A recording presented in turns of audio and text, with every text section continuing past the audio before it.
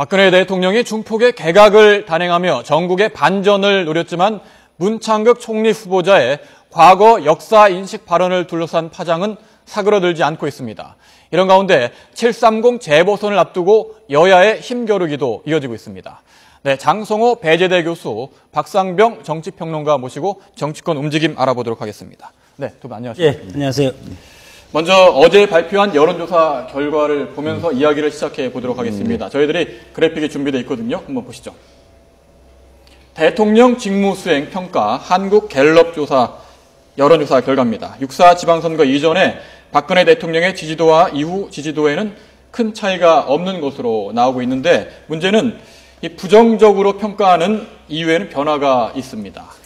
선거 이전에는 세월호 참사 수습이 미흡했다가 가장 많았는데 이번에는 인사 잘못, 이걸 꼽은 응답이 가장 많았습니다. 아무래도 인사 문제가 부정평가 이후에 오른 건 지난해 윤창중 사태 이후 1년 만인데요. 이 문창극 후보, 총리 후보자 문제가 영향을 미친 게 아닌가 이렇게 분석이 되고 있습니다. 여야 입장이 지금 엇갈리고 있는데 새누리당은 일단 청문회까지 가서 당사자의 입장을 들어본 이후에 판단을 하자. 이런 입장이고 야당은 총리 후보자는 물론 국민의 자격도 없는 인사 아니냐, 최악의 인사 참사다 이렇게 말을 하고 있거든요. 양측의 주장 어떻게 보시는지요? 글쎄요, 언론과 국민의 눈높이 검증이 우리 지금 청문회 관행처럼 지금 되어 있습니다. 그래서 어떻게 보면 이것이 잘못하면 마녀사냥식이 될 수도 있고 또 뭐 인민재판식으로도 흐를 수도 있습니다. 예. 그렇지만 지금 중요한 것은 당사자가 사퇴를 하지 않겠다는 것이 저는 가장 큰 핵심인 것 같습니다. 지난번에 안대희 총리 후보자 같은 경우는 본인 스스로 사퇴를 했지 않았습니까?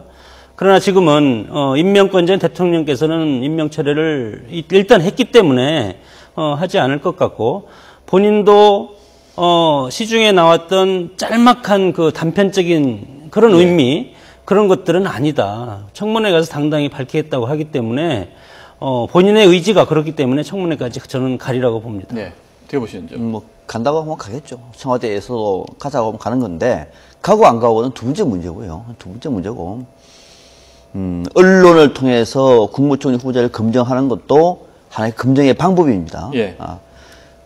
우리가 언론에서 나오는 검증보다도 인사청문회 검증을 더 신뢰하는 것은 인사청문회에서는 공식 자료를 다 요청하기 때문에 일반 언론에서는 나머지 다 자료를 요구할 수 없지 않습니까? 그럴 경우에 이제 인사청문회가 가지고 공식 자료를 통해서 분석을 하는 건데 지금 문 국무총리 후보자 같은 경우에는 언론을 통해서 받기 어려운 자료가 아니라 이미 나왔던 자료에 지금 다 나오고 그죠? 동영상 지금 다 나와 있는 것이고 칼럼 다 볼 수 있는 거거든 말이죠. 그러니까 자신의 재산 문제가 얼마나 이런 문제가 아니에요. 그러니까 언론에서도 얼마든지 국민이 검증할 수 있는 대목이기 때문에 그 논란은 이제 다른 논란은 좀 차원이 다르다. 충분히 검증할 수 있는 대목이라는 거 하나고 검증할 수 있는 대목 중에서 중요한 건 뭐냐면은 지금 문 후보자가 갖고 있는 인식의 문제는 단순히 말의 실수나 이런 것이 아니라 근본적인 우리 현대사에 대한 그 왜곡 또는 부정적인 인식 또 우리 민족사에 대한 어떤 폄훼 등등과 관련되어 있기 때문에 이거는 우리 국민의 일반 정서와는 도저히 같이 갈 수 없는 상황이란 말이죠. 이럴 경우에 어떻게 할 것인가? 이럴 경우에 국무총리거든요.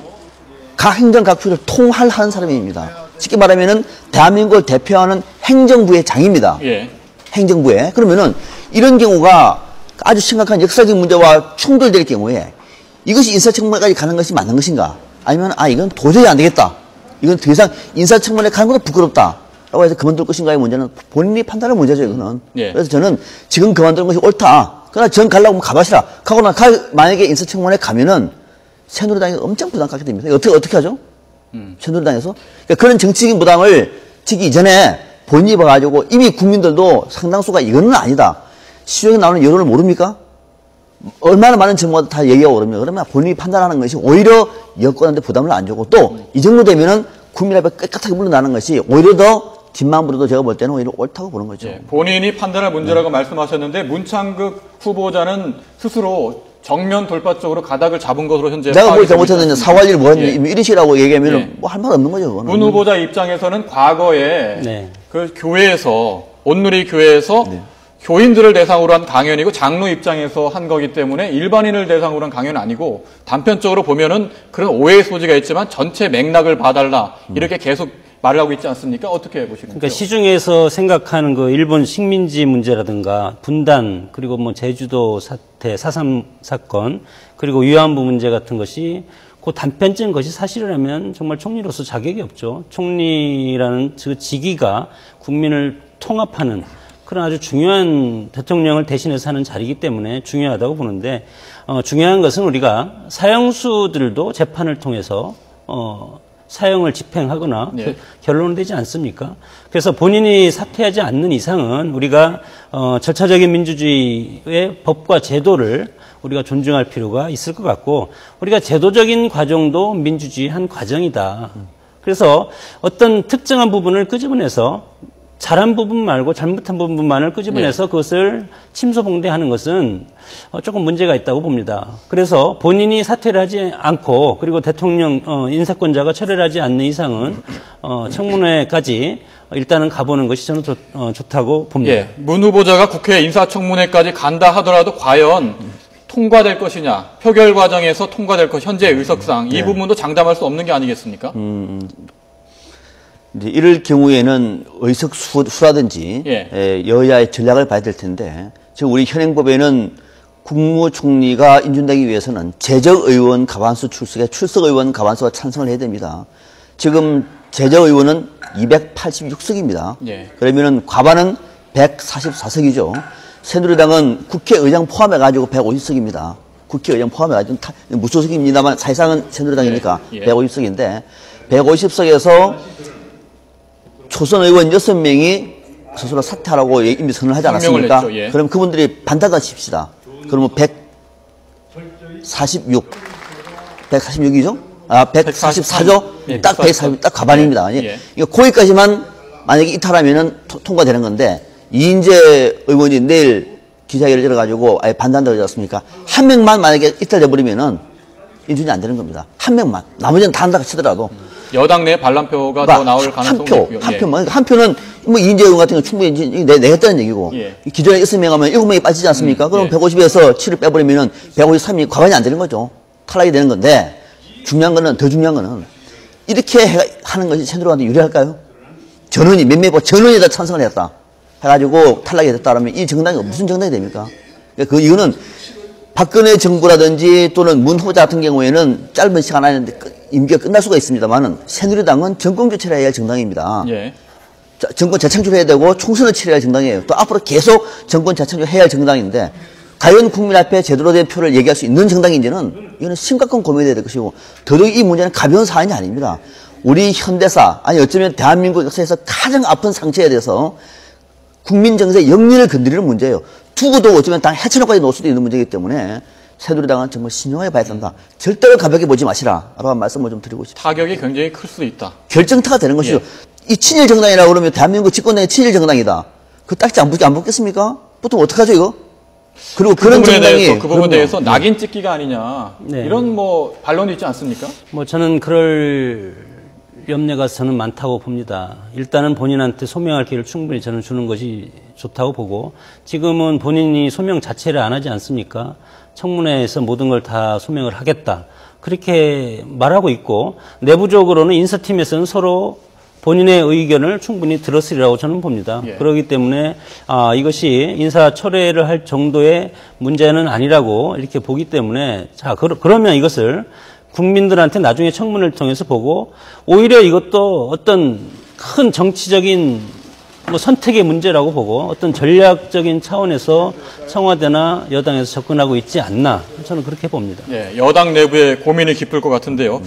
또 중폭의 개각도 이번에 단행했는데 눈에 띄는 것은 정치인들을 대거 기용했고 친박 측근들을 전면에 내세운 친정 체제를 강화한 측면이 있지 않습니까? 어떻게 보셨는지요? 팀워크를 강화하고 세월호 전국에서 일정 부분 이제 어떤 약해진 동력을 회복하기 위해서 친정 체제를 강화했다고 보고 이것은 어떤 앞으로의 어떤 국정의 성과라든가 실천을 담보할 수 있는 인적 네트워킹을 구성하고 앞으로의 전국을 정면 돌파하겠다는 그런 의지를 내세웠다고 저는 봅니다. 예. 당초 박근혜 대통령이 집권 2기를 상당히 큰 폭의 국정혁신이라고 화두를 던졌었죠. 본인 직접 대통령께서. 또 그럴 수밖에 없는 상황이지 않습니까? 세월호 참사 이후에 뭔가 새로운 국정혁신의 동력이 필요합니다. 예. 박근혜 정부는 아직 1년 반밖에 안 됐습니다. 3년 반이나 남았습니다. 갈 길이 뭡니다. 그리고 국정혁신의 동력을 살리는 것도 옳다고 봐요. 그 기준으로 봤을 때 지금 이 개각을 어떤 의미로 볼 것인가를 봐야 되는 거예요. 그 기준에서 봐야 됩니다. 국정혁신의 동력이 없는 거죠. 없습니다. 중요한 건 박 대통령이 그런 어떤 큰 화두의 국정혁신보다는 이번에는 경제혁신 3개년 계획에 대해서 1년 안에 가시적인 성과를 만들어내기 위한 현실적인 대안을 저는 꼽았다고 봅니다. 그래서 최경환 경제부총리 또는 청와대 인사 기편해가지고 1년 안에 어떤 가시적인 성과를 만들어내겠다. 이를 통해서는 강력한 친정체제가 재구축이 돼야 된다. 그래서 정치인들을 상당 부분 발달을 한 것이고 친박 인사들을 주변에 배치를 함으로 인해서 국정을 안정시켜서 뭔가 가시적인 성과를 만들어내겠다라고 하는 개인적인 어떤 절박함이 이번 인사에 반영이 된 겁니다. 그래서 당초 얘기했던 국가 개조 또는 그 어떤 이 그랜드 프로젝트로서의 국가 개혁 같은 건 상당히 거리가 멀다. 그 기준에서 보면 상당히 아쉽지만은 대통령 입장에서는 현실적인 선택을 한 것이다. 예. 저는 그렇게 현실적인 카드를 꺼냈다. 그렇습니다. 이렇게 네, 바꿀 수 있고요. 여야가 이번 개각에서 총리 재청권을 놓고도 공방을 벌였거든요. 네. 두 분의 말씀을 듣기 전에 양측의 입장을 먼저 들어본 이후에 이야기를 나눠보도록 할까요? 예, 들어보시죠. 경질이 예정된 총리와 국민 대다수로부터 부적격자로 비판받는 총리 후보자만 있는 상태에서 개각을 강행했습니다. 이런 것이 바로 박근혜 대통령이 말씀하시는 비정상이 아니라면 무엇이 비정상인지 묻고 싶습니다. 헌법에 따라서 국무총리가 제청했으니 제청 절차에 문제가 없고 새 국무총리 후보와의 협의를 거쳤으니 실질적인 제청 취지도 살렸습니다. 다시 말해 헌법 절차도 지켰고 헌법 정신도 살렸습니다. 절차는 맞았는데 아무래도 정상은 아니다. 뭐 어떻게 봐야 되는 겁니까? 이연령, 비연령이죠. 각자 해석하기에 따라서 예. 자기한테 유리하게 해석하는 것 같고 그렇습니다. 이게 원론적으로 하면 새로운 총리 해서 해야 되는데 우리 지금 현실이 여야가 발목 잡기 하고 있고 예. 물론 뭐 아주 정말 대단한 사람을 총리감으로 해가지고 일사천리로 딱 통과시키면 되는데 지금 우리 사회 현실은 지금 그게 쉽지 않지 않습니까? 그렇기 때문에 지금 세월호 참사 이후에 국정의 모든 책임은 대통령이 져야 되는데 예. 대통령이 이 동력을 꾸려나갈 인적 네트워킹을 해주지 않는다면 어떻게 합니까? 그래서 물론 비정상의 정상화라는 것으로 비판을 받을 수도 있지만 예. 고육지책으로 저는 그렇게라도 해서 국정을 이끌어 가야 된다고 봅니다. 고육지책이었다. 네. 형식적으로 말하면 새누리당 얘기가 맞는 거죠. 지금 국무총리 제청을 받지 않았습니까? 그 내용적으로 말하면은 새로운 내각을 만들면은 그 새로운 내각에 맞는 국무총리의 제청을 받아서 하는 것이 맞는 것이다. 그럼 새로운 국무총리가 없잖아요, 지금. 또 뭐 그나마 지금 이번에 후보로 임명한 국무총리 후보자도 국민의 지탄을 받는 인물이라고 얘기하면은 이게 제대로 된 인선이냐라고 내용적으로는 문제기 할 수 있는 거죠. 그래서 형식적으로는 새누리당이 맞고 내용적으로는 새누리당이 맞는 겁니다. 예. 네. 예. 이것이 두 개 다 일치가 되면 좋을 텐데 뭐 우리 현실이 그렇지 못한 걸 어떻게 하겠습니까? 네. 고육지책이라는 표현이 저는 이해가 됩니다. 예. 두 분 다 고육지책이란 말은 네, 이해가 됩니다. 하시는군요. 네, 예. 네. 730 재보선을 앞두고 이제 6월 국회가 막을 열었는데 힘겨루기가 이어지고 있죠. 아무래도 세월호 국정조사 부분이 쟁점이 될 것 같은데 이 6월 국회에서도 여야가 이견을 좁히지 못할 가능성이 높지 않겠습니까? 어떻게 보시는지요? 지금 야당의 전략은 이번 월드컵 기간에 이 기관 보고를 받아서 국민들이 장성호 교수님도 축구를 봤다고 얘기합니다만 축구를 볼 때 기관 보고 해버리면은 관심이 떨어지지 않습니까? 그거는 기관 보고의 예의가 아니다. 그래서 그걸 또 6월 달에는 국정감사가 되어 있으니까 예. 7월 달에 하자는 얘기입니다. 근데 7월 달에도 또 선거가 있어요. 선거 또 기관 보고 하면은 정부의 무능이 그대로 드러날 텐데 이거는 또 선거를 앞두고는 여당이 그렇게 합해서 이렇게 말할 수도 없는 예. 경우거든요. 그러니까 여야 딜레마가 있기 때문에 일정을 정말로 서로가 원하는 쪽이 아니라 좀 피해서 하는 전략이 필요할 것 같아요. 제가 볼 때는 이거 아니면은요, 이거 국정수 못 합니다. 아예 통째로 못 하고 난 다음에 730 재보선 끝나고 하시든지 또 너무 길게 오는 경우에는 타이밍을 찾기가 쉽지가 않아요. 7월 한 초 정도 예, 날짜를 잡아서 하는 것도 나쁘지 않다고 봅니다. 월드컵도 변수라는 말씀이군요. 월드컵 할 때 기간봉 한다고 얘기하는 거는 그거는 어떻게 보면 국민을 좀 무시하는 거죠. 그리고 또 재보선 앞두고 한다라고 얘기하는 것은 야당은 좀 지나친 정쟁으로 그렇죠. 몰고 갈 가능성이 그러면 그거는 여당이 받아줄 수가 없는 거죠. 예. 어불성설, 저는 뭐 월드컵 이런 건 다 핑계라고 봅니다. 뭐 중요한 것은 밥그릇 싸움 때문에 그런 것 같습니다. 원구성. 원구성 협정도 지금 원래 지난 국회 처음에도 원구성 때문에 엄청 딜레이 되지 않았습니까? 지금도 원구성 자체가 안 되고 있습니다. 여야가 노른자 상임위 가져가려고 협상을 하고 있는데 그런 것들이 지금 근본적인 문제인데 그것을 뭐 다른 핑계를 지금 대고 있는 겁니다. 국회를 감히 누가 비난을 하겠습니까? 그러나 국회의원들의 자기 밥그릇 싸움 때문에 원구성이 지체되고 지금 17일 날까지 325회 임시국회 끝나고 그다음에 다음 주 18일인가요? 다시 이제 임시국회가 326회 시작되는데 지금 처리할 게 뭐 세월호 국조도 있고 또 국정조사도 있고 또 특별법 제정도 있고 그리고 김영란법도 있고 유병헌법 또 안대희법이라고 또 새로 등장을 했더라고요. 정관예우 금지법 같은 거. 이런 것들이 산적한데 원래 정치권들이 그런 것들은 먼저 자기들의 이익을 쫙 하고 그다음에 나중에 하는 그런 버릇이 있습니다. 그러니까 세월호 사태에서 우리가 반면교사를 삼아서 빨리 해야 될 것 같습니다. 밥그릇 싸움은 그만해달라 이런 주문이시고요. 지금 730 재보선 앞두고 정치권의 눈은 벌써부터 그쪽으로 가 있지 않습니까? 6.4 지방선거에서 무승부가 나다 보니까 730 재보선이 연장전으로 간 것이다. 이런 말이 나오는데 그렇죠. 어떻게 될까요? 저는 진검승부가 될 것 같아요. 730 재보선까지는 시간이 아직 많이 남아 있습니다. 다음 달 많이 남아 있습니다. 굉장히 많은 겁니다. 지난번에 6.4 지방선거 때 보셨잖아요. 한 달 이상 시간, 엄청 긴 시간입니다. 그래서 아직까지는 가늠하기 쉽지 않으나 가장 큰 변수는 저는 이 세월호 국정조사가 변수라고 봤는데 새로운 변수가 더 큰 변수가 터졌어요. 바로 국무총리 인준 문제입니다. 이것이 이제 어떻게 결론을 내냐에 따라서는 국민 여론이 한쪽으로 확 쏠릴 가능성이 많아요. 이를테면은 만약에 예를 듭니다. 새누리당에서 똘똘 뭉쳐가지고 통과시켰다 칩시다. 야당 강하게 반대하는데 똘똘.